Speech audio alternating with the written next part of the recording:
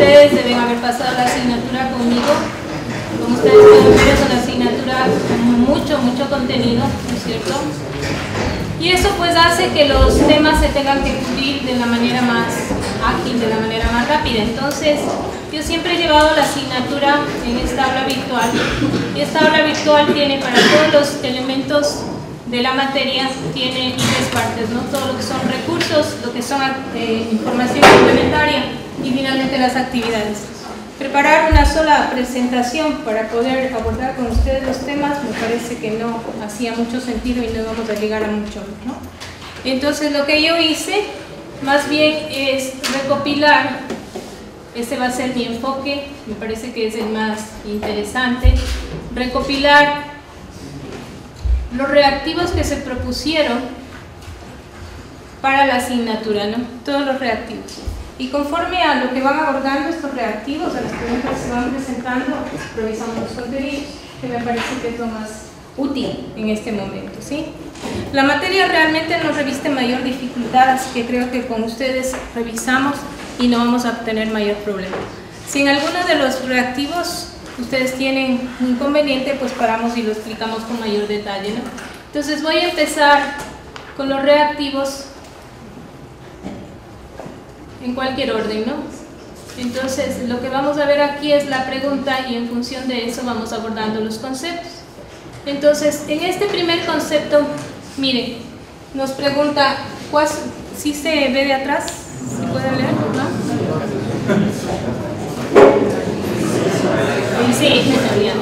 Dice lo siguiente, dice, ¿cuáles son los esquemas que se reconocen en la arquitectura de un DBMS aceptada por el comité ANSI-SPARC? ¿De acuerdo? Entonces, este primer concepto está abordado en este contenido, ¿no? De conceptos formales de bases de datos. De igual manera ya les voy a abrir.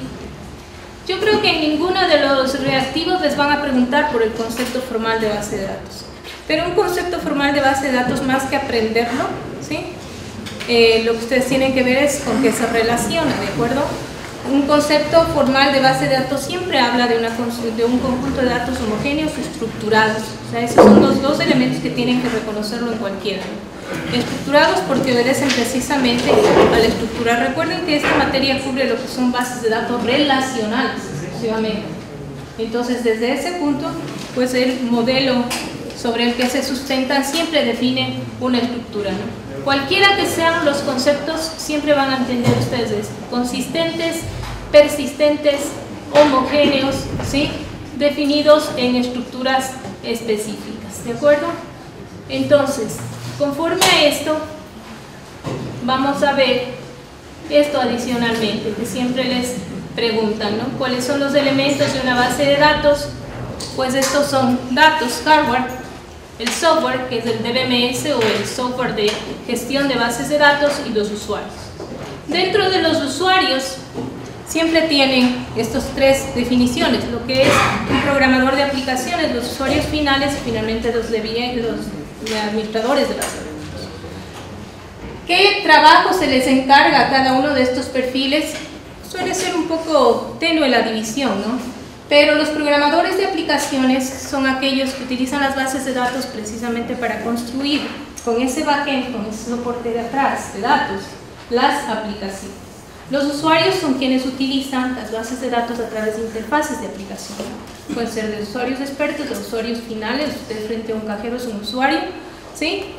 Y los administradores de bases de datos. Los administradores de bases de datos definen lo que se denomina el esquema, gestionan la base de datos, es decir, definen cómo está la estructura, cuáles son los perfiles de usuarios que se van a mantener, les asignan cuestiones de seguridad y de autorización de uso a esos usuarios, ¿sí? Es decir, son los que tienen una visión más alta de lo que es la base de datos como tal, ¿no? Adicionalmente, aquí tenemos el tema de la arquitectura. La última arquitectura aceptada para todos los modelos relacionales es esta, ¿no? La del comité ANSI-SPARC, ¿sí? Y en esta arquitectura se definen estos 3 elementos. Se pueden llamar como niveles, se pueden llamar como visiones o se pueden llamar como esquemas. Entonces, si a ustedes en cualquier reactivo les abordan cualquiera de esta terminología, están hablando de lo mismo. ¿Okay? Siempre en esta arquitectura aceptada por el Comité ANSI se establecen 3 niveles de esquemas. El primero, el que es el esquema externo, ¿sí?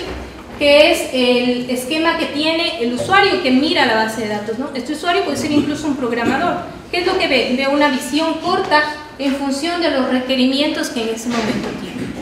Ese es el nivel externo, el esquema externo. Pueden haber múltiples esquemas externos. Diferentes usuarios van a enfocar la base de datos desde sus necesidades. El SAEW, los profesores lo enfocamos desde un perfil, ustedes como estudiantes de otro, ¿no? Entonces esos son esquemas externos. ¿Cuál es el esquema conceptual, el nivel lógico global? Este esquema conceptual define toda la estructura, es uno solo. A diferencia de los esquemas externos que pueden ser múltiples, el esquema conceptual es uno solo, ¿no? Y se refiere a toda la estructura de la base de datos, cómo está en forma total esta estructura de la base de datos. Evidentemente, en el nivel lógico global entran todos los conceptos relacionados con las bases de datos precisamente relacionales, ¿no? Cuestiones de integridad y confidencialidad, ¿sí? Se definen utilizando los lenguajes de definición de datos, ¿ya? Y en el nivel físico es en donde nosotros revisamos cómo va a ser la estrategia de almacenamiento finalmente de la base de datos.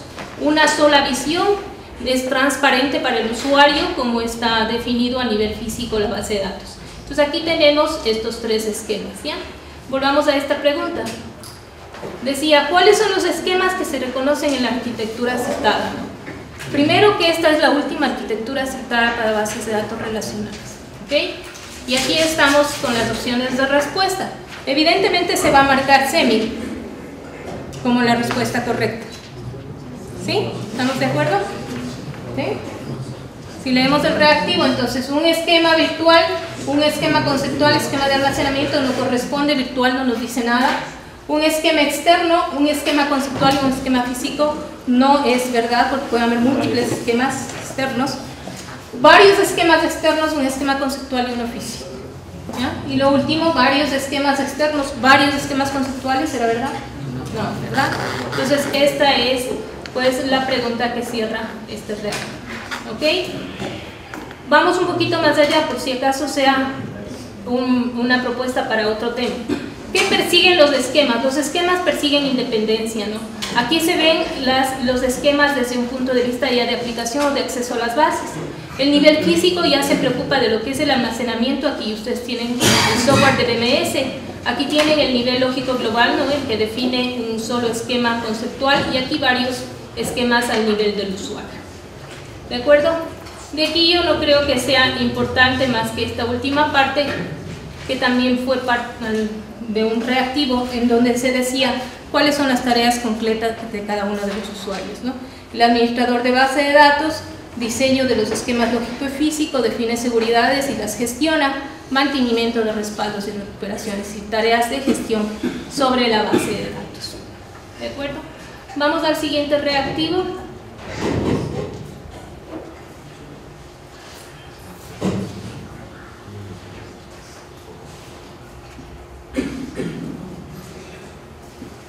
Ahí está unido, ya me acordé.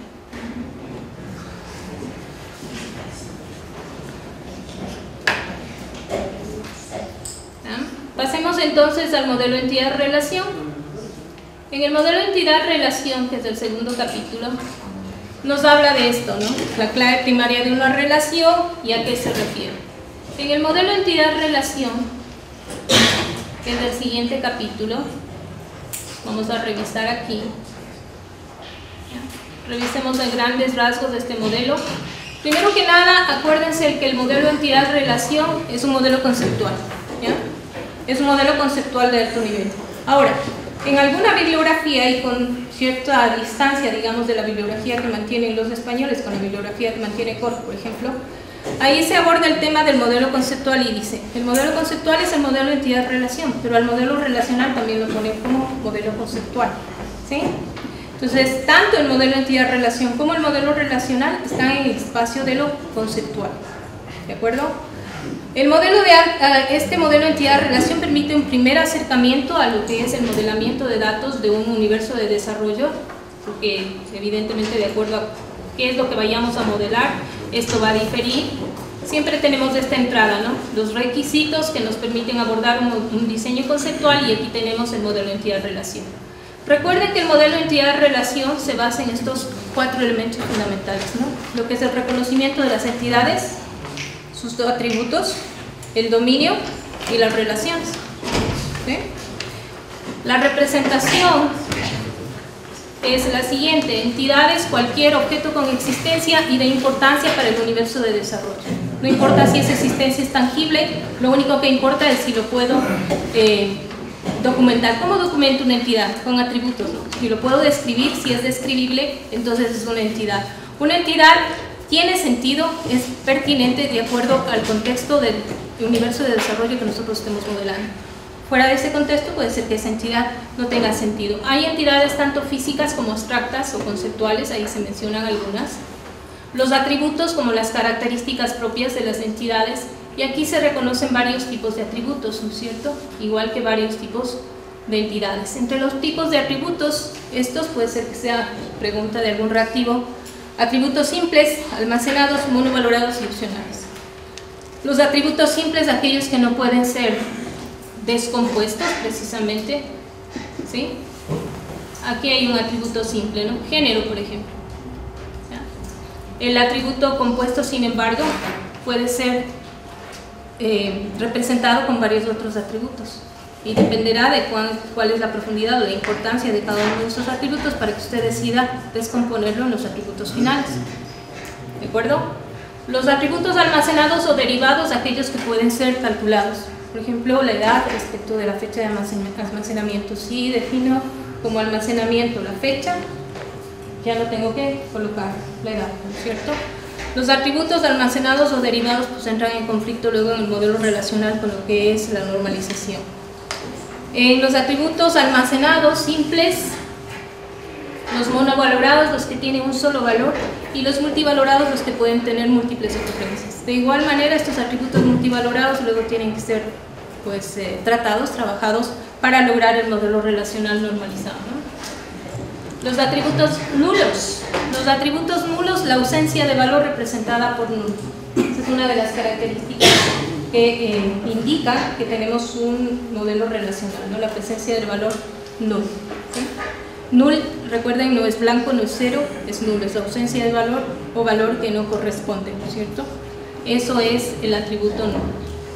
Esta es la notación que se da para atributos. Ahí tienen ustedes la entidad con sus atributos. Aquí tienen un atributo multivalorado con doble línea, atributo calculado con una línea puntuada, y aquí tienen este, ¿no? Que es la clave primaria. Para todos está bien claro que es un atributo clave, ¿no? Un atributo clave es aquel que distingue esa entidad en concreto respecto del resto de entidades. Eso es una clave primaria. Ok, entonces volvamos al reactivo. Era bastante simple, miren. Dice esto: la clave primaria de una relación es el atributo con valor numérico y repetible en un dominio. No necesariamente, ¿no? No necesariamente tiene que ser numérico.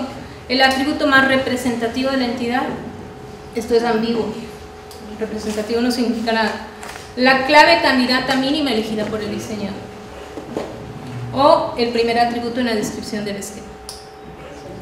Es C, ¿no es cierto? El orden de los atributos es irrelevante.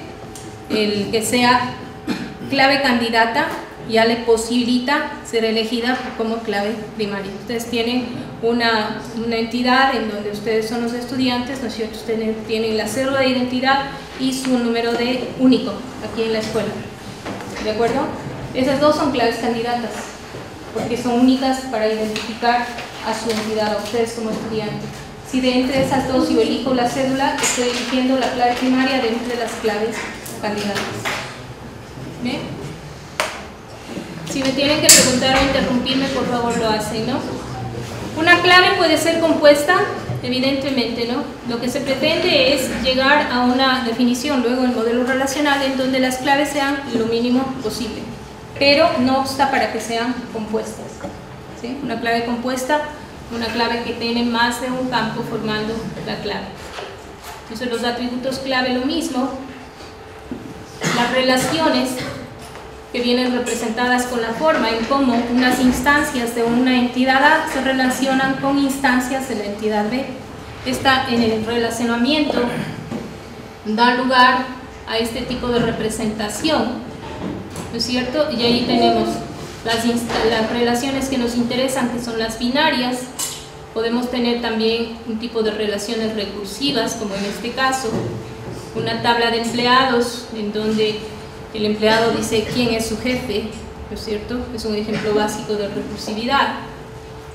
Ahí tenemos las razones de cardinalidad, que ya conocen, uno a uno, uno a muchos, muchos a uno, que es la misma relación, y muchos a muchos, ¿no es cierto? Recuerden que estamos todavía en el modelo entidad-relación, en donde esta razón de cardinalidad aún no pasa a ser el tema de tablas, ¿no? Existe la posibilidad de este tipo de relaciones, una relación entre dos instancias de entidades, ¿no es cierto? Ahí una persona ocupa una habitación y son relaciones que tienen que ser calificadas, porque esta relación no es permanente. Una persona en un hotel ocupa una habitación entre una fecha de entrada y una fecha de salida. La fecha de entrada y de salida son atributos que describen a la entidad persona, no, que describen a la entidad habitación, tampoco, ¿verdad? Pues son atributos de una relación. Siempre una entidad representada de esta forma da lugar a una tercera entidad, y esas son las entidades abstractas. Entonces aquí tendríamos una entidad que se llame ocupación, por ejemplo, ¿sí? En donde yo tendría esta instancia estadía, la he puesto aquí. Una persona tiene una estadía, aquí va a entrar la fecha de entrada y la de salida, en la cual ocupa una habitación. ¿Sí? Vamos con este tema de las dependencias en existencia. Una instancia depende en existencia de otra cuando precisamente tiene que ver la entidad padre para que exista la entidad hijo, ¿no es cierto? La instancia de entidad padre para que se dé la instancia de entidad hijo. El ejemplo más concreto de esta, más concreto, viene aquí, ¿no? ¿Sí ven? Yo no puedo tener un pago de un préstamo que aún existe, ¿no es cierto? Y para poder tener el pago, ¿qué debe existir primero? El préstamo, ¿no es cierto? Y esta entidad se vuelve una entidad dependiente, ¿cierto? Entonces depende por existencia. ¿Verdad que depende por existencia? No es que primero hubo pagos, después hubo préstamos y luego se relacionaron. En el caso de los estudiantes y las asignaturas, los estudiantes están, las asignaturas están, ¿no es cierto? Y la relación se produce luego, pero tienen una independencia, existen de manera independiente. Acá no.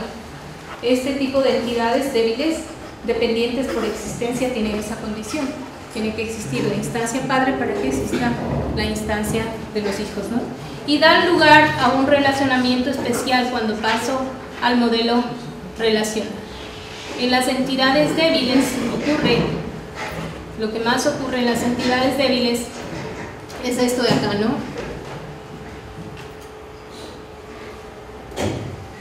Miren, cada pago puede estar representado por un número secuencial y cada préstamo también por una clave, ¿verdad?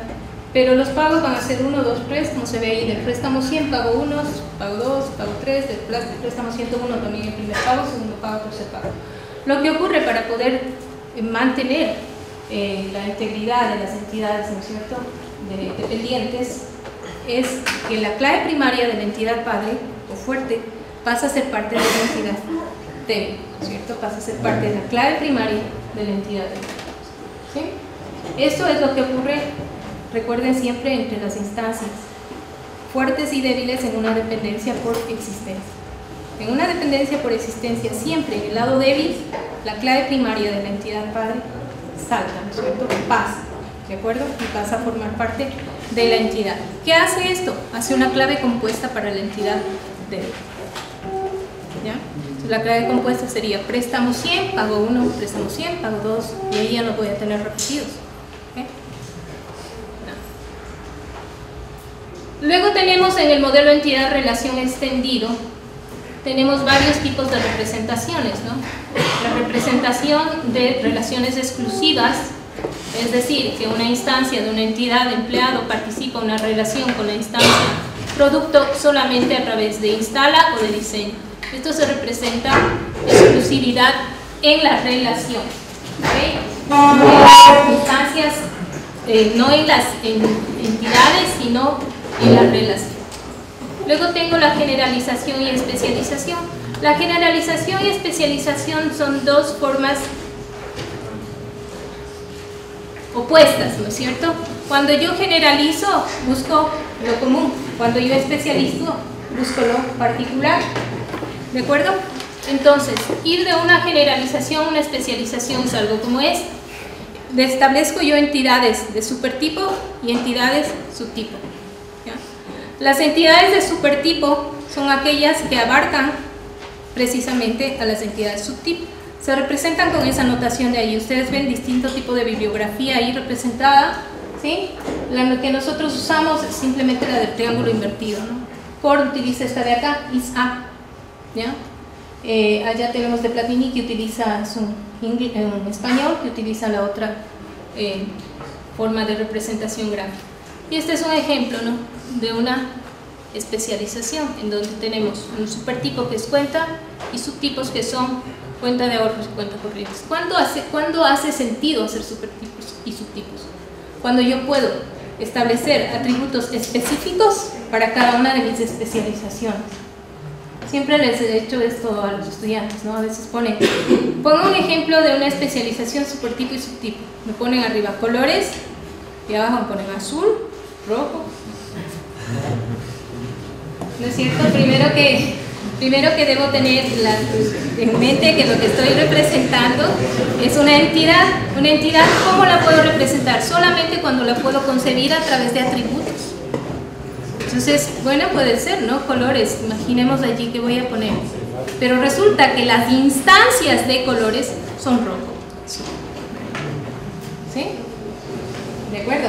Entonces no hay que pensarlo en ese sentido, sino en el sentido de que hay instancias que pueden ser cuentas corrientes y a su vez ser cuentas, o cuentas de ahorro y a su vez ser cuentas, ¿no? Aquí he identificado un atributo común, dos atributos comunes y atributos específicos para cada uno de ellos. Aquí tengo otro ejemplo de instancias, ¿no es cierto? Y aquí intervienen lo que son herencias. Esta es otra forma de representación, ¿no?, de un modelo de entidad-relación. Lo que está en negrita representa la clave.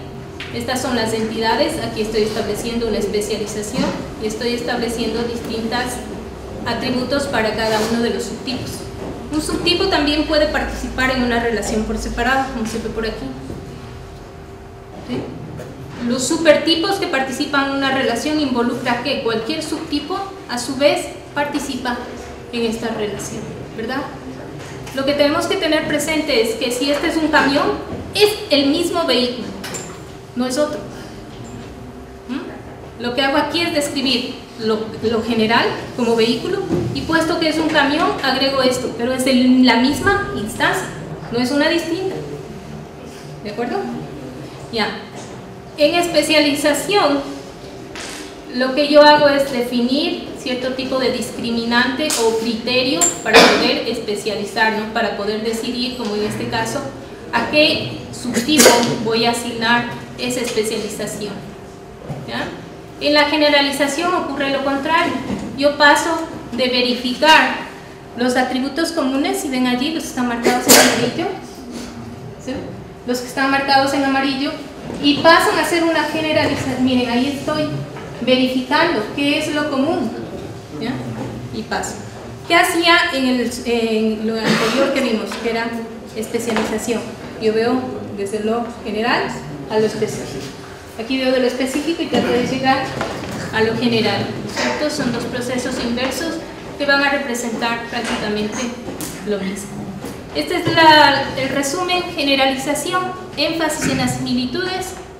Cada instancia del supertipo también es una instancia de un subtipo.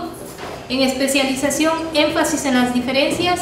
Alguna instancia del supertipo puede no serlo del subtipo. Y ahí vienen los diferentes tipos de especialización. ¿Sí? Y vienen también estos criterios, ¿no? Definición entre disyunción y solapamiento, y además entre completitud y parcialidad de las relaciones que se representan. ¿Ya? Pasemos a ver esto más bien, que es lo más importante. ¿Ya? ¿Qué es disyunción y solapamiento? Disyunción y solapamiento se define en base de lo que son subconjuntos, ¿no? Disjuntos. Disjuntos cuando ninguno de los elementos se repite, ¿verdad? Esa es la base. Si una instancia del supertipo puede ser miembro como máximo de uno de los subtipos, es excluyente. Si puede ser lo de los dos, no lo es. Entonces, si yo pongo este símbolo de aquí, este símbolo de la semiluna, estoy diciendo que una cuenta es o ahorros o corriente. Hay disyunción, es disjunto. Pero aquí estoy diciendo que una persona puede ser empleado y puede ser estudiante. Y eso puede darse, ¿no es cierto? Aquí en la escuela se da. Hay estudiantes que también son personas administrativas. Hay profesores que están en una maestría, son estudiantes y son profesores. ¿Sí ven? Entonces, hay estos dos tipos de relaciones, ¿no es cierto? Lo que es disyunción y lo que es solapamiento. En este momento estamos mostrando solapamiento. Un supertipo puede ser subtipo de más de un subtipo. Y completitud y parcialidad. Esta es la representación y define cuán específico se ha definido el universo, ¿no? Por defecto tenemos siempre universos parciales. Alimentos, por ejemplo, si yo digo es un lácteo, una fruta, una verdura, puede que aquí me falte legumbres. No he definido todos los subtipos posibles, no está completo, es parcial. Puede ser que aquí yo defino un alimento que no es ni lácteo, ni fruta, ni verdura, ¿ya? Que todavía me falta. Y eso es completitud y parcialidad. En base a esto yo puedo encontrar relaciones que sean cualquiera de estas combinaciones. Disjunta y total, disjunta y parcial, solapada total, solapada parcial. Y pueden darse este tipo de especializaciones, ¿no? Recuerden, esto es para representar que es total, ¿sí? Disjunta, esto total, esto disjunta. Aquí hay varios ejemplos, los podemos revisar.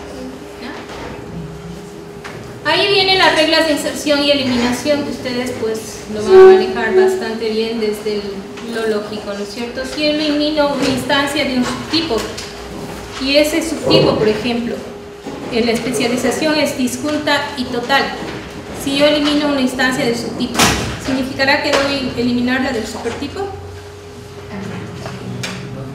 Exacto.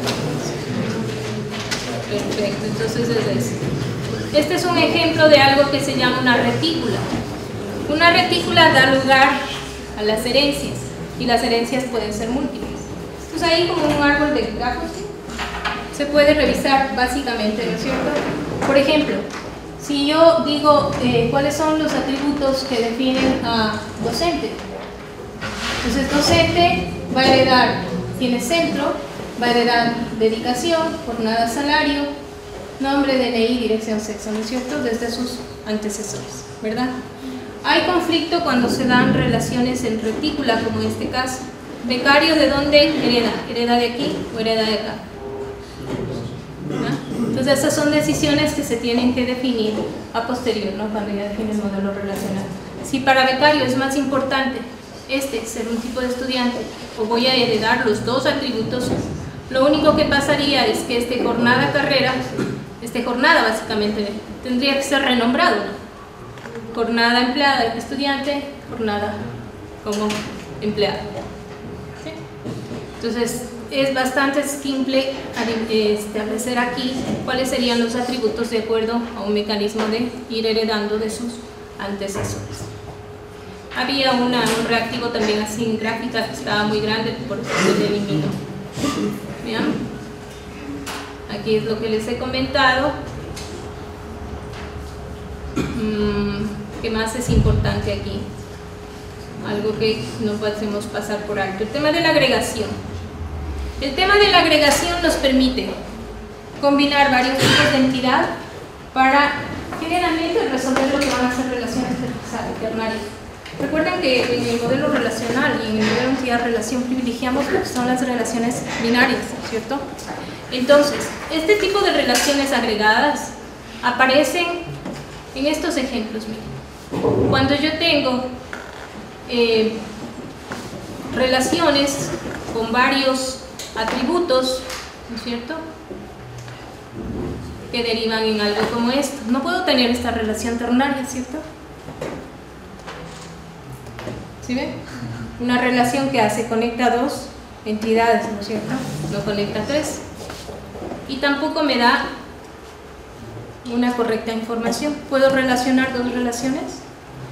Eso bien claro, ¿no, chicos? Porque había un reactivo así y no sé por qué se cayeron.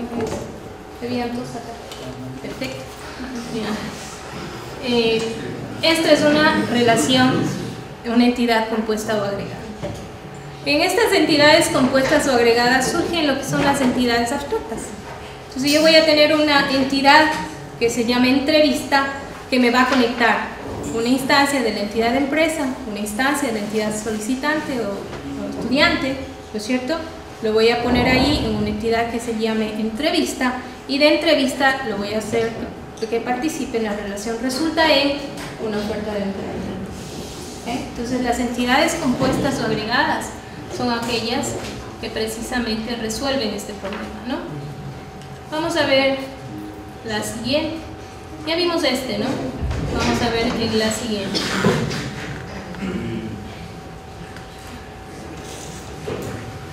Luego con ustedes vamos a hacer el ejercicio de revisar las otras relaciones, las otras reactivos, y ver si los podemos resolver.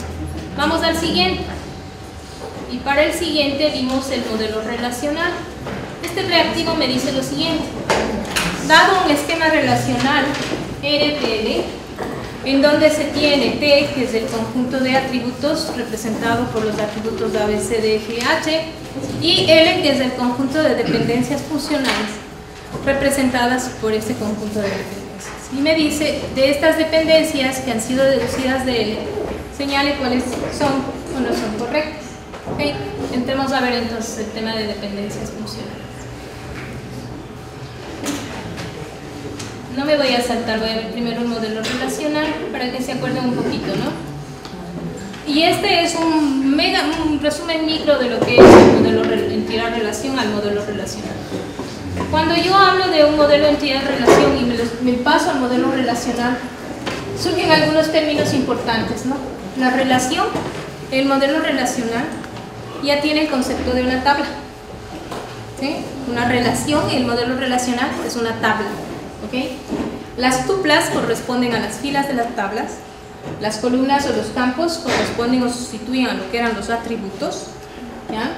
La cardinalidad, el número de tuplas o registros que en la tabla A se relacionan con el número de tuplas de la tabla B. El grado de la relación es el número de tablas que se relacionan entre sí en forma directa. La clave primaria sigue siendo el identificador único, ¿no es cierto?, dentro de la tabla para todas las tuplas de la tabla. Y el dominio, una colección de los valores posibles que puede tomar cada uno de los atributos. ¿Okay? Aquí viene lo importante. ¿Cómo paso a tablas en el modelo entidad-relación al modelo relacional? Lo primero es reconocer que cada entidad pasa a ser una tabla, ¿no es cierto? Cada entidad en el modelo entidad-relación pasa en el modelo relacional a ser representado por una tabla. Una tabla que tiene los atributos que aquí están graficados, que me da lugar a algo como esto, miren, que ahí se ve, ¿no? Ahí tengo la gráfica del modelo entidad-relación y aquí tengo ya lo que aparece en el modelo relacional, en una tabla. Las claves primarias se mantienen, ¿sí? Y ahí surge el concepto base de lo que es el modelo relacional, que es el tema de la integridad referencial manejada a través de las claves orales. ¿De acuerdo? Sí. Entonces, depende de la cardinalidad que se representa en el modelo entidad-relación. Un modelo que representa una cardinalidad de 1 a muchos, lo que hace es que en el lado muchos, ¿sí?, se instale la clave primaria del lado 1. ¿Sí ven? Que sería este, ¿no? El número de préstamo. Préstamos tiene, aquí se ve un subrayado, es la clave primaria. Pagos, aquí se ve un subrayado, el número de pago. Aquí tengo la clave primaria de préstamo, la fecha y el monto. Y en pagos tendría el número de pago, la fecha y el abono, ¿sí? Pero la clave primaria, además que es dependiente por existencia. ¿Sí ven que es dependiente por existencia? Está con doble línea. La clave primaria pasa a ser compuesta, miren, aquí, ha heredado del lado 1 el número de préstamo. Y este es a su vez una clave foránea, ¿no es cierto? Es parte de la clave primaria y también es una clave foránea.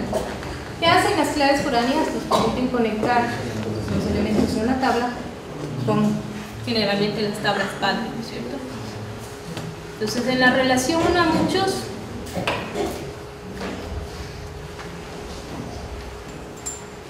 ¿sí? Un departamento tiene muchos empleados, miren cómo se define. Del lado departamento tienen ahí, ¿sí? Del lado departamento tienen la tabla, del lado empleados la tabla. Siempre en el lado muchos viaja la clave primaria del lado 1, ¿no?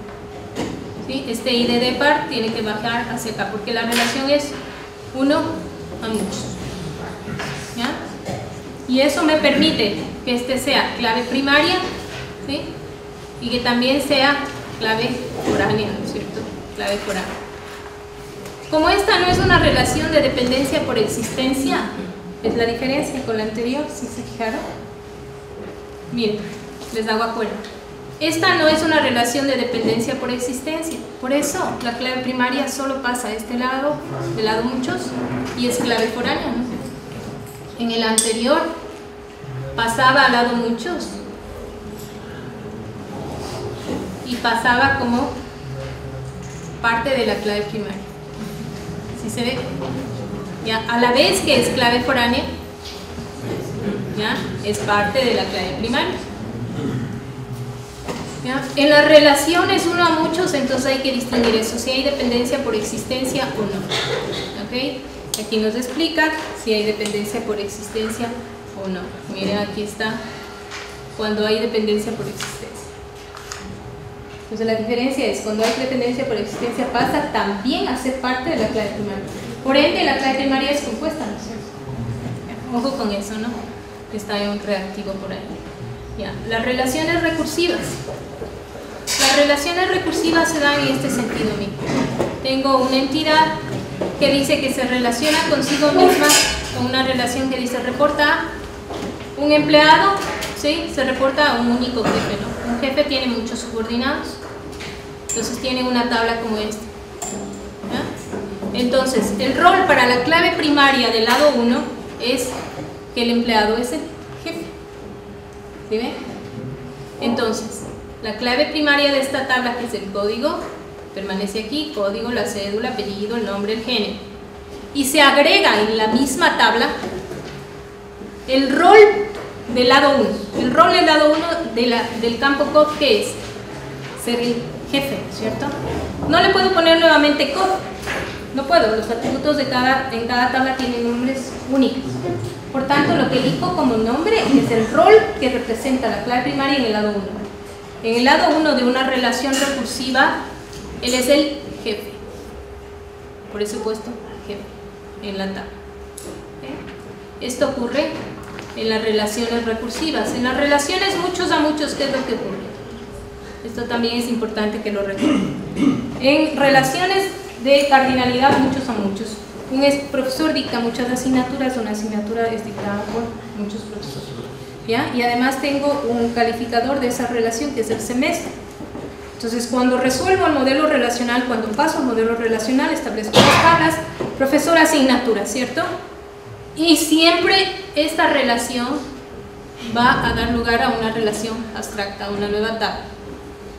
Esta nueva tabla debe contener las claves primarias de las dos tablas relacionadas, que serían profesor y asignatura, además de los atributos que califican la relación. Siempre en una relación, muchos a muchos, en un modelo de entidad-relación, aparece una tercera tabla, siempre. ¿Qué tiene? Las claves primarias de las relaciones que participan. ¿Sí? Y es la manera de ligar las relaciones, ¿no es cierto? Entonces aquí, como pueden ver, yo tengo varias veces repetido el código del profesor, pero con distinta asignatura. Puedo verlo también como varias veces repetida la asignatura, pero con distinto profesor. Y como cada una de estas es clave foránea, esta es clave foránea, esta es clave foránea. ¿Cuál será la clave primaria de esta tabla? La unión, ¿no es cierto? Código de profesor más código de asignatura. Entonces estamos claros en este tema, ¿no? La generalización y especialización se maneja es muy fácil manejarlo desde un software case, en donde evidentemente nos pregunta inclusive qué queremos hacer en un modelo entidad-relación como este. ¿Sí? Nosotros tenemos ahí una especialización, un supertipo cuenta y cuentas corriente y de ahorro como subtipos. Yo puedo decidir crear las tres entidades, como se ven ahí con esos esquemas, ¿no es cierto? Puedo decidir crear solamente las entidades de nivel más bajo. ¿Ya? Puedo crear, repito, miren, la entidad cuenta con número de cuenta y saldo y cada una de estas subtipos, pero agregando ¿qué cosa? Agregando la clave primaria del supertipo, ¿no es cierto? Es un cuento. Puedo hacer esto. También puedo hacer esto otro de aquí. Crear número de cuenta y saldo, número de cuenta y saldo, y crear solamente las dos entidades subtipos. Entonces, en una especialización y generalización tengo dos caminos. Crear el supertipo y los subtipos. Los subtipos heredan la clave primaria del supertipo. O puedo no crear el supertipo y crear solamente los subtipos. ¿Cierto? Ahí viene la relación entre para qué va a servir mi base de datos. Mis tablas van a servir para transaccionalidad o van a servir solamente para consulta. Depende, ¿no? Depende de qué tipo de trabajo va a tener mi base de datos. Bueno, vámonos para atrás. Estamos en modelo relacional. No les voy a mostrar form, nos vamos a demorar demasiado. Vamos a ir aquí.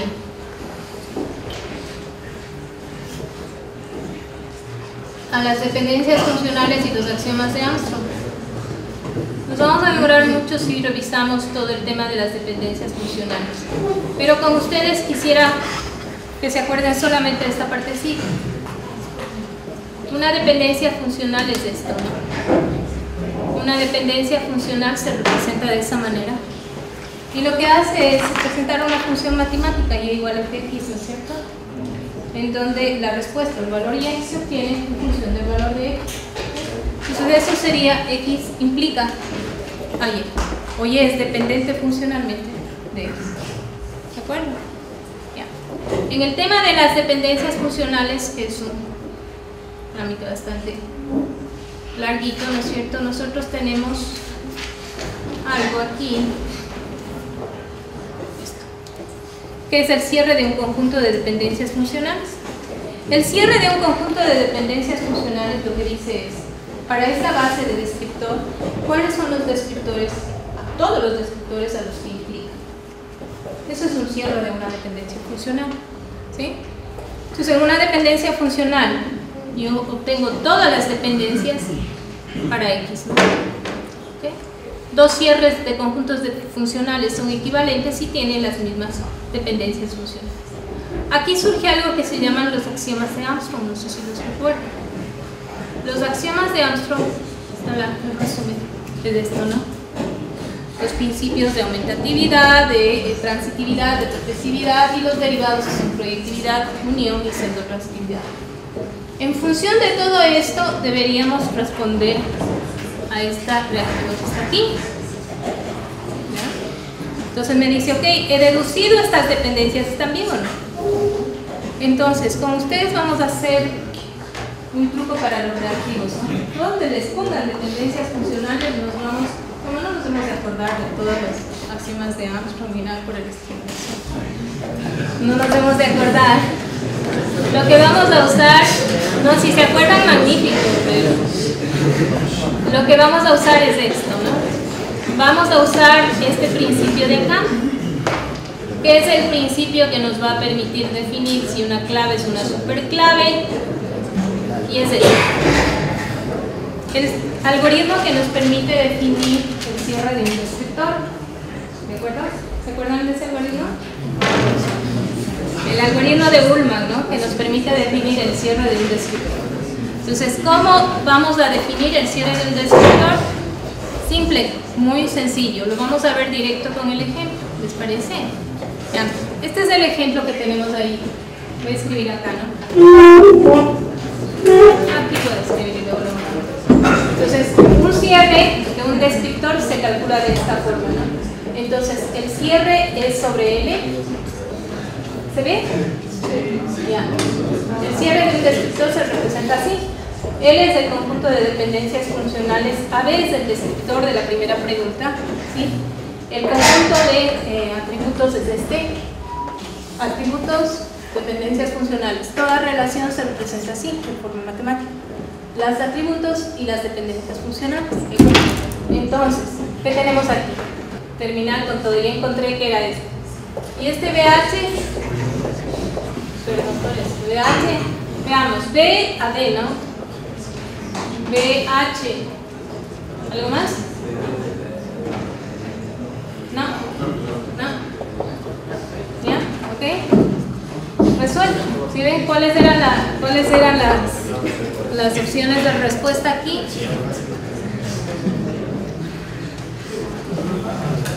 ¿Cuáles eran? 1 y la 3. ¿Ok?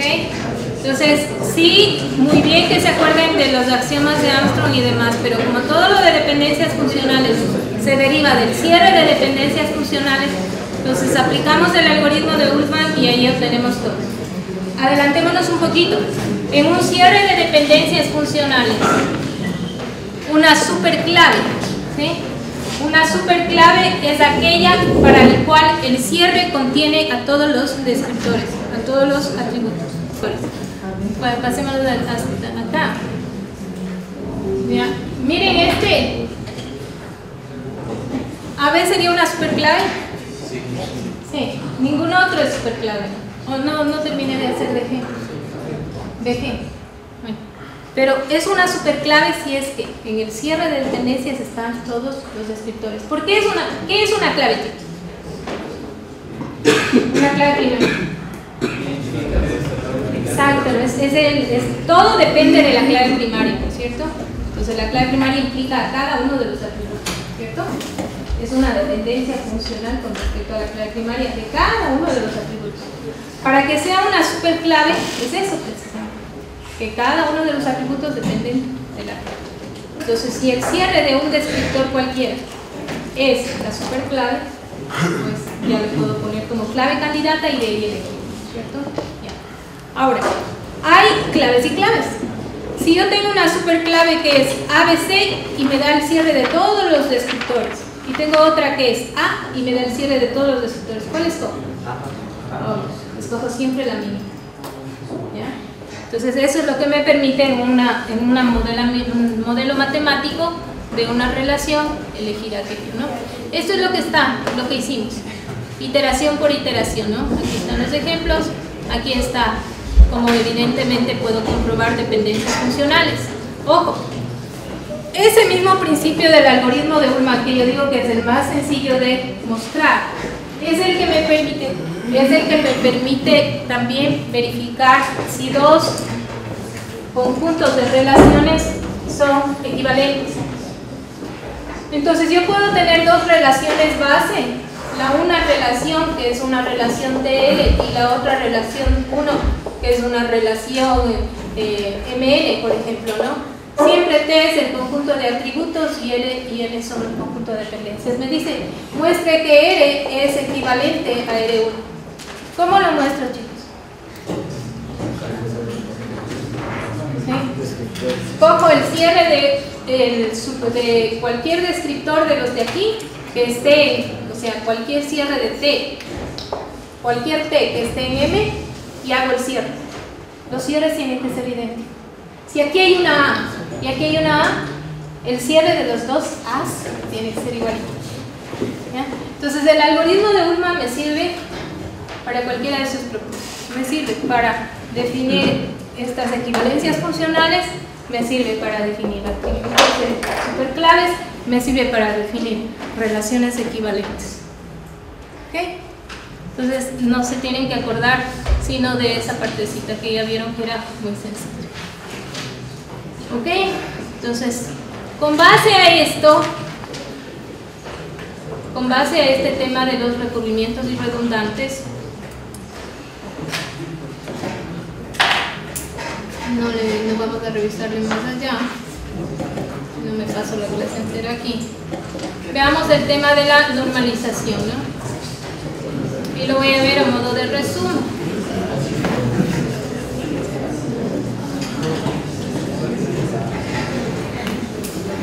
Entonces, el tema de la normalización en bases de datos relacionales tiene relación con cómo se representa un modelo, ¿no? Y tiene que ver con estas tres primeras formas normales. Estas tres primeras formas normales son formas normales basadas en las dependencias funcionales. Ojo, cuando vimos hace un ratito cómo pasar del modelo entidad-relación al modelo relacional, ¿se acuerdan que decíamos? Cuando son una relación 1 a muchos, en grado muchos viene a la clave primaria en el grado 1, cuando es una relación de 1 a muchos con relación con dependencia en existencia, viene, pero también como parte de la clave primaria, etc. Mi pregunta es, un modelo pasado desde el modelo entidad-relación al modelo relacional, ¿en qué forma normal se ubica? A ver, veamos. Entonces, la primera forma normal, una primera forma normal nos da el concepto mismo de tabla, ¿no? El concepto mismo de tabla, fila-columna, dice un solo elemento por fila-columna. O sea, cualquier cosa que esté representada en forma de tabla, tenemos ya una primera forma normal, ¿cierto? Solo un valor para cada elemento, no grupos repetidos. La segunda forma normal, solo necesitamos verificarlo contra claves compuestas, ¿no? La segunda forma normal nos dice precisamente lo de acá, que todas las columnas que no son claves son funcionalmente dependientes de la clave primaria. Y luego la tercera forma normal elimina lo que son las dependencias transitivas, dependencias funcionales entre atributos que no son claves, ¿ah? Y nos deja una relación normalizada. Cuando pasamos del modelo entidad-relación al modelo relacional y lo hacemos siguiendo esas pocas reglas que vimos, siempre encontramos tercera forma normal. ¿Sí? Siempre encontramos tercera forma normal, porque suponemos que partimos del modelo entidad-relación ya depurado, ¿no es cierto? ¿Okay? En donde los atributos de las entidades les son propios. ¿Okay? Entonces, si yo tengo, por ejemplo, una persona que trabaja en un departamento y yo le he puesto a la persona cédula, nombre, apellido, departamento en el que trabaja, nombre del departamento, dirección del departamento, ¿estará bien como entidad? No, no es cierto. Deberíamos haber independizado una entidad, un departamento, y haber puesto esta persona trabaja en. Si partimos de que eso estuvo bien hecho, el modelamiento de entidad-relación estuvo bien hecho, el modelo relacional y está en tercera forma normal. Si no lo hicimos bien, ahí sí tendríamos un problema. Pero partimos siempre de que eso esté bien realizado. Entonces, la segunda forma normal, no creo que hace falta verlo. La tercera forma normal, no valores repetidos como transitivos, ¿no? Dependencias transitivas como esto, en donde eliminamos las dependencias transitivas, ¿de acuerdo? El resto de normalizaciones, como la cuarta forma normal o de Boyce-Codd y la quinta forma normal, ¿no es cierto?, son casos especiales que no, realmente casi no se presenta en un modelamiento general. Pasemos a ver el siguiente reactivo para ver cuál era la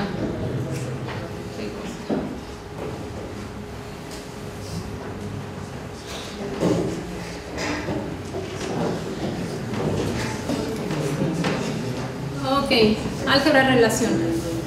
¿Okay? Bien, vamos con el álgebra relacional.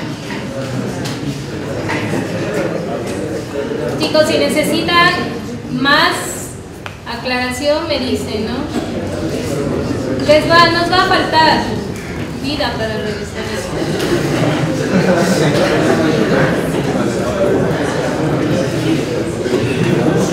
Permíteme dar palabras.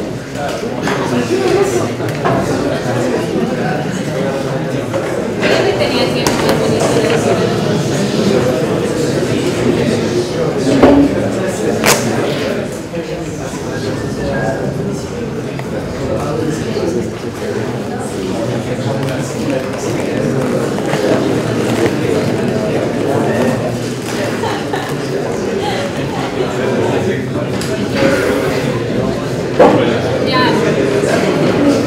álgebra relacional. Primero, lo que nos debe quedar claro es esto, ¿no? El álgebra relacional fundamenta todo lo que es el modelo relacional.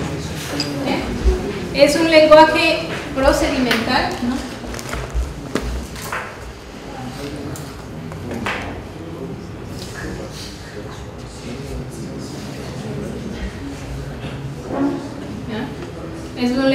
procedimental, un lenguaje de cuestionamiento procedimental. ¿De acuerdo? Yo le digo qué quiero obtener y cómo lo voy a obtener.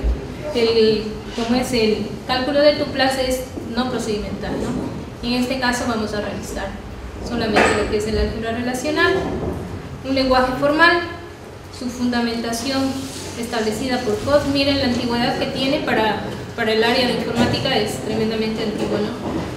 Hay varios operadores que tienen distintos orígenes en el álgebra relacional y los más importantes son el operador de proyección, ¿sí? Que están acá, de selección, el de división cociente y el de join.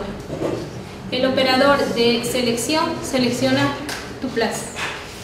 El operador de proyección selecciona columnas, ¿sí?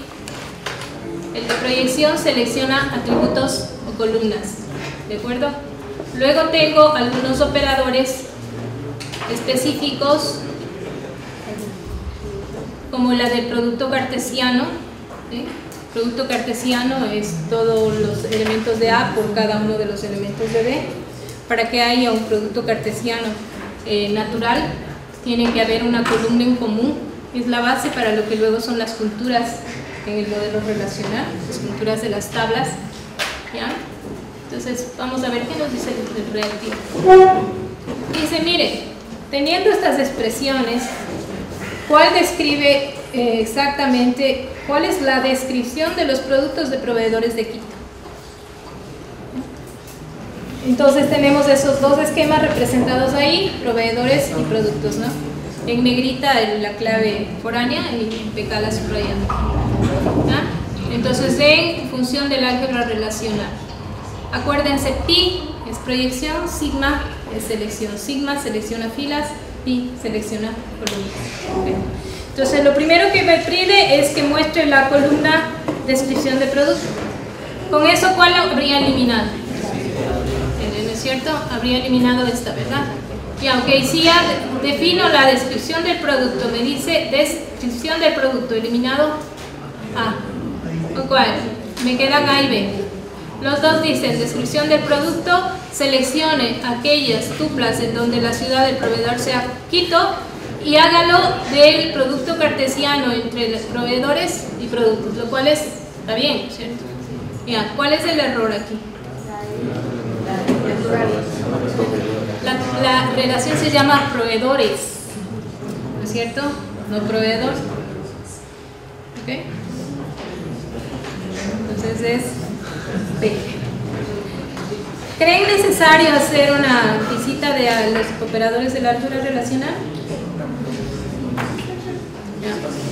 El operador, yo tengo dos relaciones, R y S.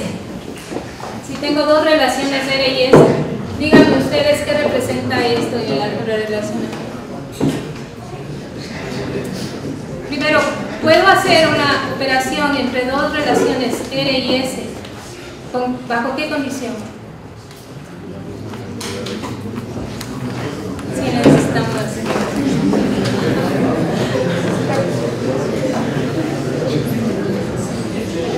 A ver, chicos. Entonces, vamos por partes, ¿no? Proyección, bien clarito. Por ejemplo, la proyección de las columnas B y D sobre la relación Q. Proyección significa tomar las columnas de B y D, ¿no es cierto? Están representadas 2, 1, 1, 1, 0, 3, 3, 0. ¿Sí se ve, no es cierto? Eso es proyección, ¿ok? Veamos lo que era selección. Selección. La selección admite condiciones, ¿cierto? Ya. Entonces seleccione aquellos en donde la columna C sea mayor que 1 y B sea mayor que 2 de la relación E. Por eso cuando escribimos sigma pusimos ciudad de proveedor igual a Quito. Sigma admite condición. ¿Ya? Ok. Entonces si ven aquí, yo estoy escribiendo una condición sobre la relación R que dice que la columna C sea 1 y B sea mayor que 2, por tanto la tupla resultante es 0, 3, 2. ¿Sí? Eso es sigma, ¿no? Eso es proyección. Veamos el producto cartesiano. Un producto cartesiano solamente se puede dar entre dos relaciones de esta forma, ¿no? Cuando comparten una columna. Ahí se da el producto cartesiano racional, porque si no, si hago entre una relación R y una S que no tienen nada en común, es una cuestión sin sentido la respuesta, ¿no? Toda tupla de R con cada una de las tuplas de S. ¿Sí?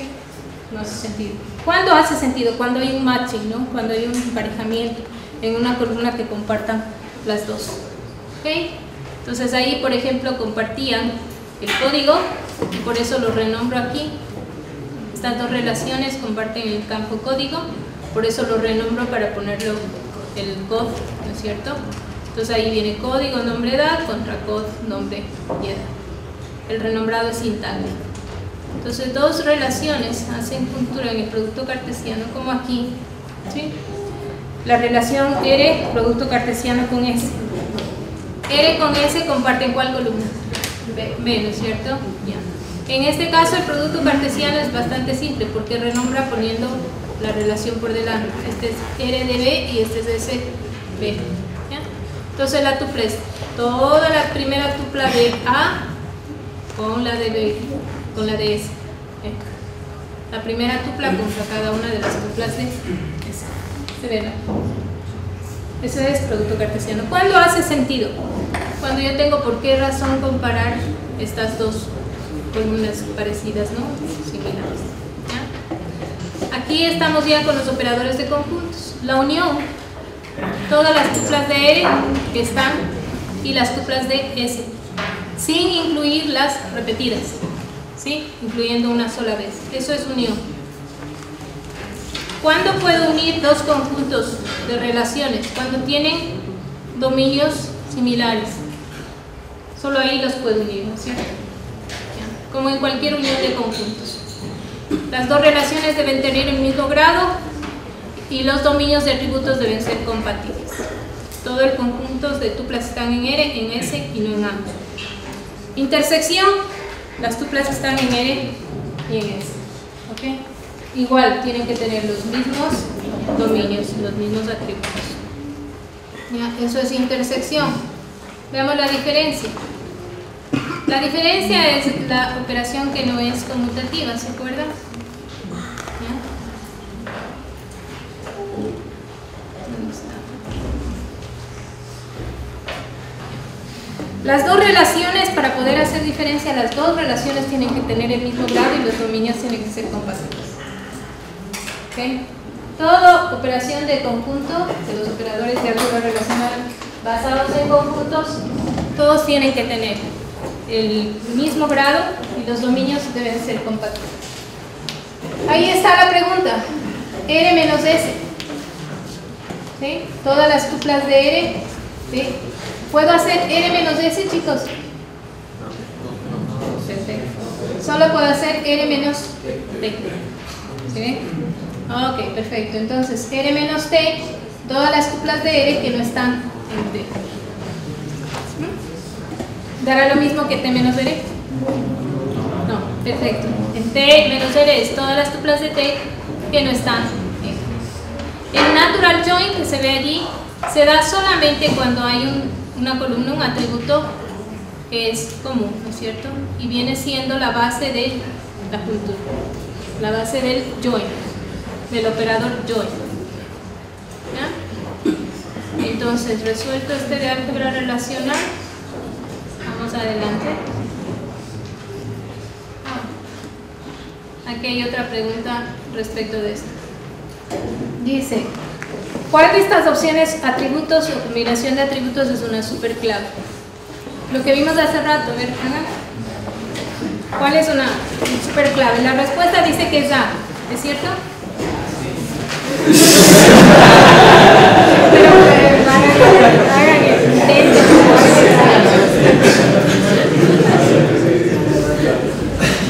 Ya lo hiciste tu día. Ok, es AC, ¿no? Porque AC nos da ¿qué? A, C, B, E, F, D, ¿cierto? Y están todos los atributos. ¿Es una superclave? Sí, es una superclave. Veamos solo con A. ¿A qué me da? B. Y nada más, ¿no es cierto? B me da únicamente A. Ya, y AB me da A, B.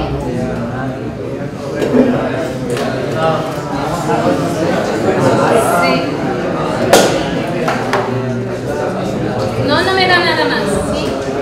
Entonces, correcto, ya sabían eso, ¿no? Ahí está el cierre de las dependencias funcionales. Ahora sí, vamos con esto ya, que es ya la parte de la relación. Vamos ya con la arquitectura, no hay preguntas, y vamos con el lenguaje, ¿no? Esta es la pregunta. Dice, con estas tablas, recuerdan todo el select. ¿Cuál es la sentencia que obtiene los nombres distintos de todos los productos que empiecen con la letra C y que han incluido en detalle?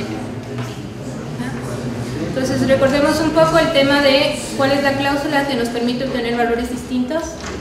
Distintos, no es unique, ¿no? Unique es, ya, pero ¿me sirve para qué? Cuando defino la estructura de una tabla y a un campo, le coloco como unique, ¿qué significa? Exacto, ¿no es cierto? Me permite definir un valor único para esos elementos de una tabla. ¿Y generalmente para qué hago eso? En el caso de la tabla de estudiantes, ¿no es cierto? Tengo la cédula y tengo el número único. Si elegí la cédula como clave primaria, ¿cómo hago que el número único no acepte repetidos? Con unique. ¿Okay? Eso es unique, ¿no? Distinct es diferente. Distinct es una cláusula que me permite elegir los valores distintos de un campo dentro de una consulta select. ¿Ya? Entonces, como me dice aquello, primero que nada, ya apunto que este es, ¿no es cierto? Distinct. Nombre de producto, que es lo que me pide. De la tabla de productos, en juntura, ¿no es cierto? ¿Esto qué era? Una simple etiqueta, ¿no? Sí, para la tabla productos. En juntura con la tabla detalle pedidos, esta es la etiqueta de la tabla detalle pedidos. O, esto es lo importante, aquí está el espacio de juntura, los campos clave foránea, clave primaria. Y este es el wildcard, el carácter que me permite definir, empiece con A sin importar los caracteres que sigan, ¿no? El operador like es el que me permite comparación de patrones. ¿Sí? Entonces, sin lugar a dudas, este era la respuesta correcta. ¿Sí? ¿Necesitamos aclaración de esto o estamos bien? No creo que haya problema.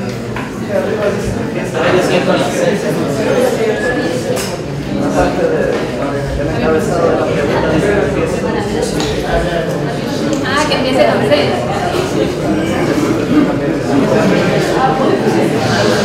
Ah, miren esto, aquí dice que empiecen con la letra C y aquí ha estado que empiecen con la letra A. Respuesta correcta.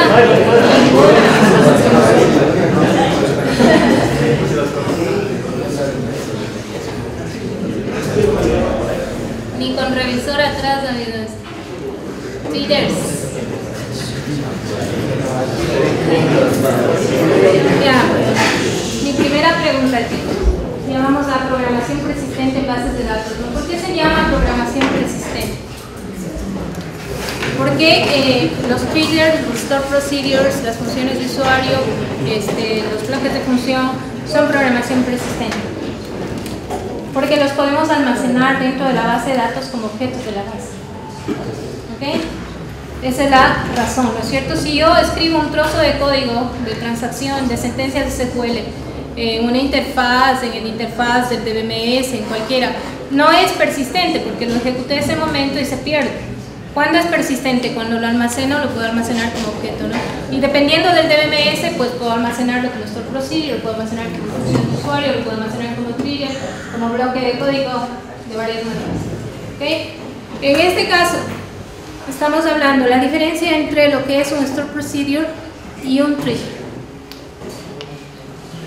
A ver, ¿quién se acuerda la diferencia entre un store procedure y un trigger?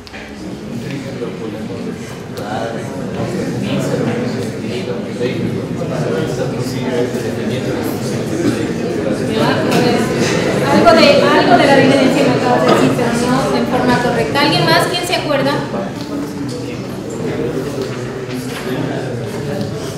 El trigger solo se activa cuando se realiza una transacción en la base de datos. ¿Algo más?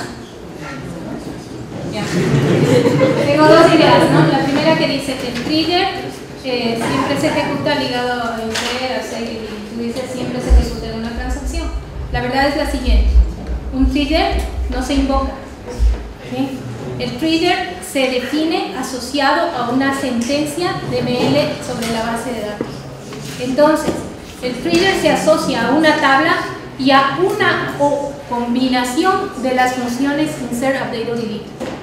Es decir, yo puedo tener en una tabla un trigger para insert, otro trigger para update, otro trigger para delete. Puedo tener uno que combine insert, update, delete, update, ¿sí? O puedo tener uno para insert, update y delete. ¿De acuerdo?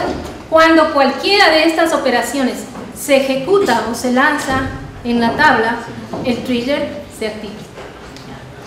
Acuérdense eso principalmente, ¿no? Los store procedures, en cambio, se invocan libremente. Para que ejecutar un store procedure, dependiendo del BMS, cualquiera que sea, yo tengo que llamar un execute del store procedure. Se invoca de manera explícita. Un trigger se asocia con una operación y la invocación es automática. ¿De acuerdo? Esa es la principal diferencia. La otra diferencia entre un trigger y un store procedure. Un store procedure omite parámetros. Un trigger no. ¿Ya? ¿De acuerdo? Otra diferencia entre un store procedure y un trigger. Un store procedure tiene una forma de ejecución permanente, o sea, claro, con toda el flujo de sentencias que yo pueda ponerlo dentro del store procedure sin problema, todo lo que pueda poner yo allí con la sintaxis de programación. Pero en cambio, en un trigger yo puedo intervenir en la ejecución del trigger, tanto como un log de escritura anticipada, ¿no es cierto? ¿Cómo hago esto? Esto más bien lo explico aquí. Recuerden que tengo yo tres tipos de transacciones, ¿no es cierto? Yo tengo las transacciones explícitas, tengo las transacciones implícitas. ¿Ya? Voy a poner esas dos. Las transacciones implícitas, toda sentencia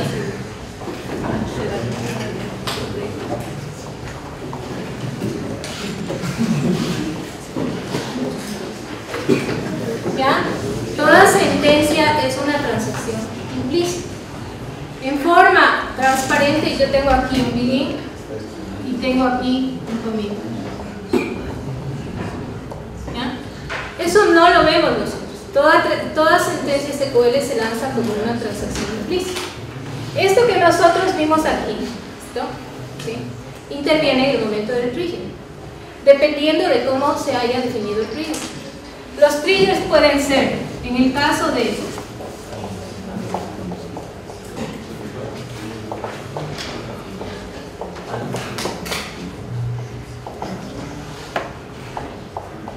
¿ya? Los triggers pueden ser trigger before, trigger after o trigger instead of. Los más usuales en programación evidentemente son cualquiera de estos dos. El before y after indica cuándo se va a activar el trigger. ¿Ya? Los más usuales, ¿cuáles son?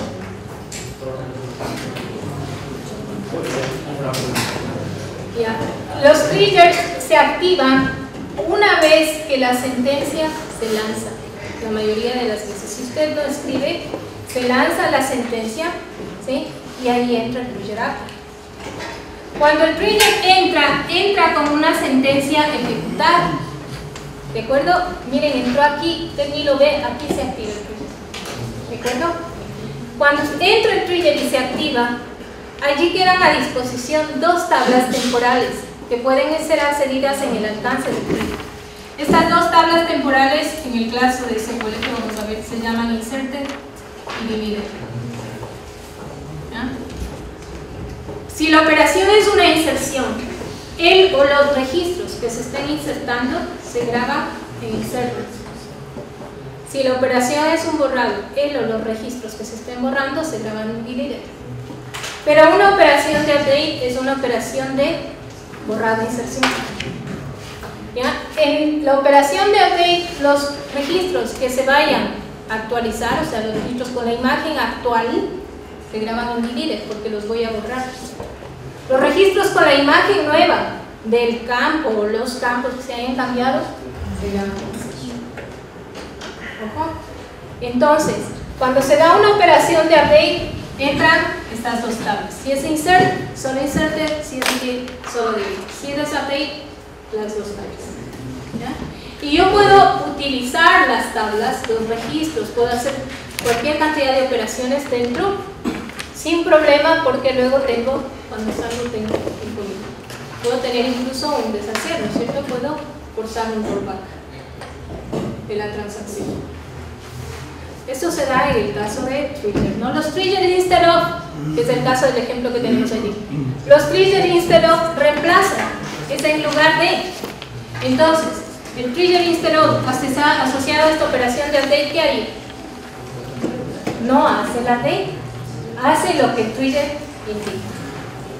Veamos esta operación del ejemplo de aquí. Miren esto. Dice, luego de ejecutar el siguiente script, está creando una tabla con dos campos, está insertando dos registros, luego dice, crea un trigger reemplazo en la tabla empleado. Es un trigger instead of insert. Y lo que hace simplemente es un print de null. Y luego hace lo siguiente. Crea el trigger, inserta en la tabla empleado los valores Juan Ortiz y 1400. Y hace un select. Les dice cuál es la salida que produce. Evidentemente, ¿qué es lo que obtiene el select? ¿Obtiene esto?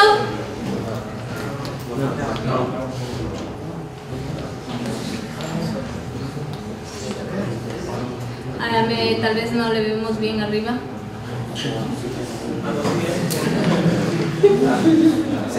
Bueno, ¿tiene esto sí o no? Veamos qué dice más abajo. ¿Obtiene esto? ¿Obtiene esto? ¿O obtiene el error?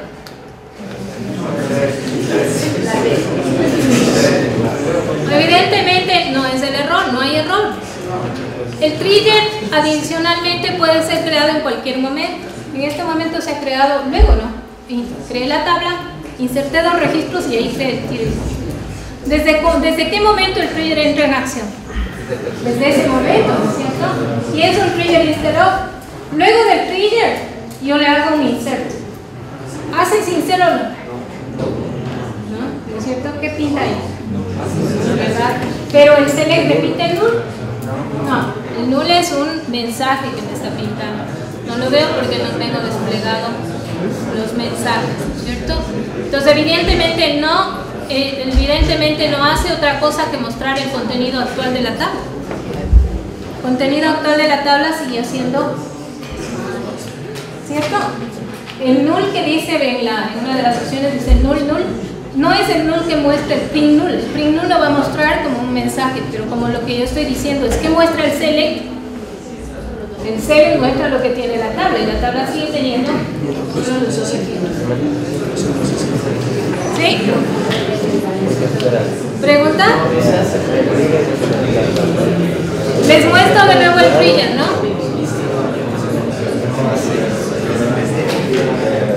¿Ya?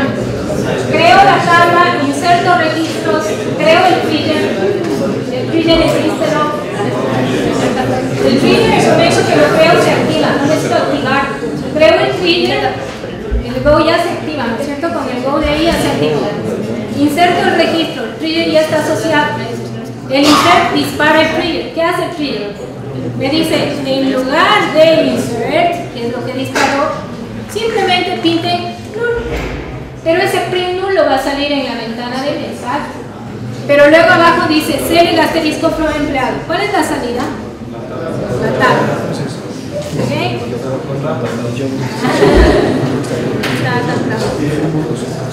Porque lo de acá tampoco es, pues ese es un mensaje de clave encontrada.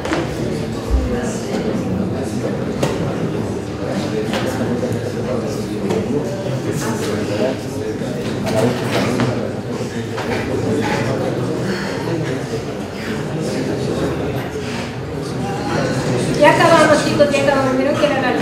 Ya. Bloqueo de transacciones. Transacciones y bloqueo. Más bien solo veamos el elemento, ¿no? Porque nos va a alcanzar el tiempo, sinceramente. Bueno. Transacciones. Veamos y les explico en función de las respuestas, ¿no? Dice, por favor, si una transacción TI tiene un bloqueo de modo compartido sobre el elemento Q, entonces, una transacción TI puede leer Q, pero no lo puede escribir. Una transacción puede leer, TI puede tanto leer como escribir Q. Para nada, ¿no es cierto? No puede leer, está bloqueado. TI puede leer y no puede escribir. No puede leer, dice, y no puede escribir Q. No.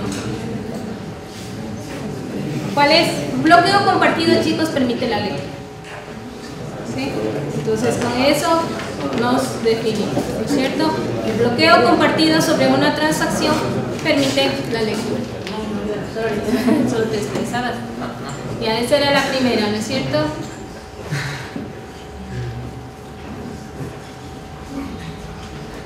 Y aquí. El aislamiento de transacciones. El aislamiento de transacciones es la forma en la que actúa la seguridad sobre las transacciones para permitir las transacciones concurrentes. Eso es lo que hacen los bloqueos, ¿cierto? Todo DBMS tiene por defecto un nivel de bloqueo predefinido, estándar, sin que usted lo diga, ¿ya? En el caso del SQL Server, por ejemplo, tiene read committed. ¿Sí? Ese es el nivel de bloqueo por defecto. Y de igual manera, el Oracle, bueno, el Oracle ya trabaja con bloqueos basados en snapshots, entonces tiene el read committed snapshot. ¿Ya? En otro caso, el nivel más, estos que se mencionan aquí son los estándar, ¿no? Los del estándar del SQL. Hay una diferencia que ahora el SQL Server desde el 2008 ya tiene, la versión 2008 al 2012 ya maneja bloqueos basados en Snap. Pero de estos cuatro siempre está en orden, ¿no es cierto? El primero es read uncommitted, luego read committed, luego readable, repeatable read y luego serializable. Ese es el orden, o sea, lo único que está invertido es el DIS. El alineamiento más restrictivo, el que más restringe, o sea, el que lo pongo en cuestiones de seguridad máxima, donde no puede colarse ninguna inconsistencia de bases, es el serializable. ¿Qué significa serializable, chicos? Significa, termine la primera transacción para ejecutar la siguiente. O sea, cero concurrencia. ¿Ya? Eso es serializable. En el caso del read uncommitted, ¿sí? El read uncommitted me permite una cantidad de errores sobre las transacciones, ¿no? Nos va a faltar tiempísimo para ver esto. Necesitan otra clase. A ver, chicos, a ver.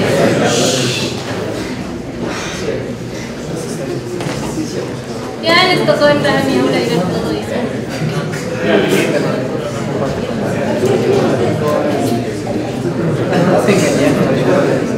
Aquí están los niveles, ¿no? Entonces, read uncommitted, read committed, repeatable read y serialized.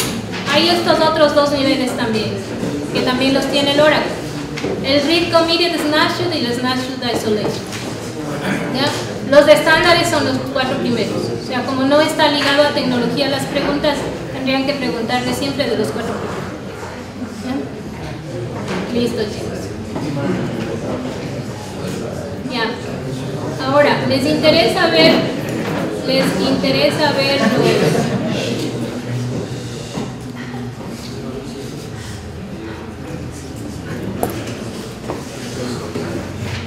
los nuevos reactivos?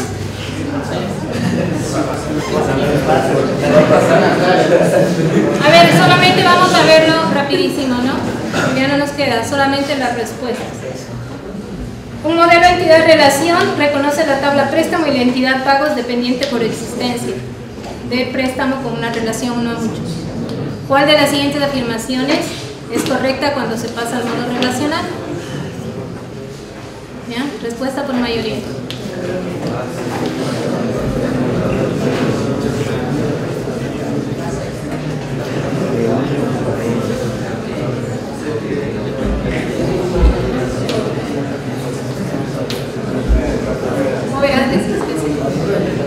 A ver, rapidísimo, ya tiene menos de un minuto para eso.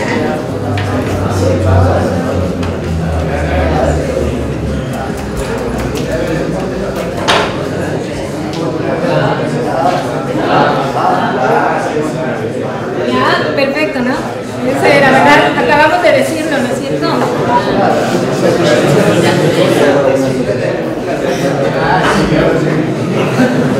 Vamos a la segunda.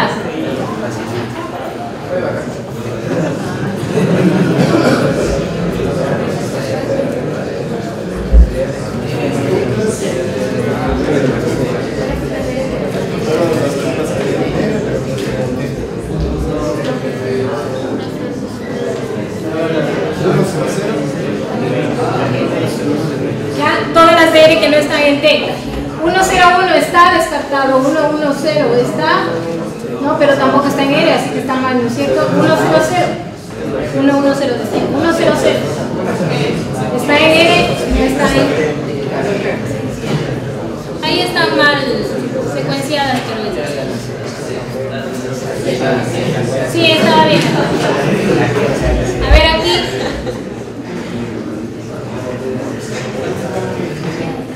Es algo que no vimos hace rato y que claro nos tocaría revisar para ver. Subconsultas correlacionadas.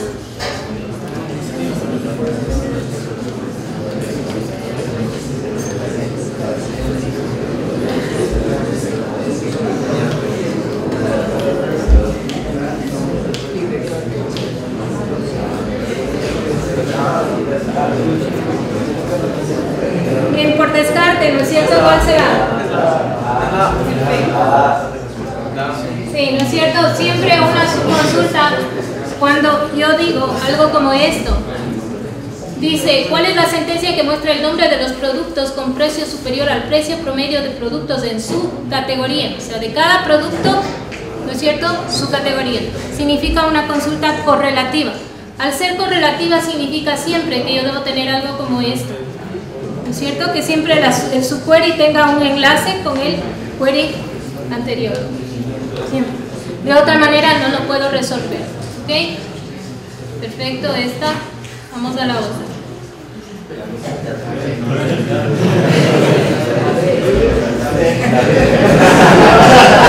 Bueno, pero miren qué dice.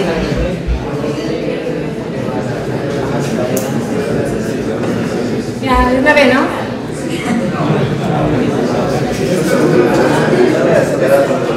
Acabo de explicarles ese. Ya, índices, tampoco nos alcanzamos a ver qué índices. ¿Se acuerdan de los índices? No. Hay básicamente dos índices en toda base de datos: índice cluster e índice non-cluster. El índice cluster es único en la tabla y está asociado con la localización en el almacenamiento físico del dato. Por eso el árbol binario llega directo al dato y no a un puntero hacia el dato. ¿Ok? Un índice cluster, uno por tabla. Que yo lo defina asociado a la clave primaria es la práctica más común. Es recomendable que sea un valor numérico, ¿sí? Pero, ojo, no es necesariamente exigible. Se puede hacer sobre campos compuestos, sí, pero no es lo recomendable, ¿ok? Pero tampoco es prohibido. Los índices non-cluster me sirven para recuperar los datos de la tabla de apoyo y puedo poner índices non-cluster básicamente sobre las consultas que son para chequeo muy repetitivo, por ejemplo, las consultas de ordenamiento alfabético, las consultas para rangos, las consultas basadas en claves foráneas, todo eso da lugar a índices non-cluster. Entonces acuérdense, en índice cluster único sobre la tabla de non-cluster pueden haber todos los que ustedes quieran. ¿Sí? Ahí está mal, si ven que aquí debe ser A, B, C, D, ¿no? Ya, entonces es es este, ¿cierto?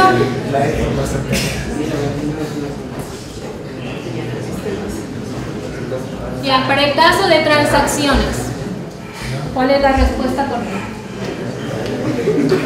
Una transacción, recuerden, es una unidad de trabajo que se ejecuta o se deshace en modo completo, ¿cierto? Es una unidad lógica. Antes de una transacción, la base de datos en estado consistente, luego la transacción en estado consistente. ¿Ya? Pero una transacción, ¿puede admitir transacciones anidadas? Sí. ¿Una transacción puede deshacer solamente una parte de ella? Sí. Cuando yo pongo lo que se llama los save points, ¿de acuerdo? Entonces, ahí tenemos la B. ¿Listo, chicos?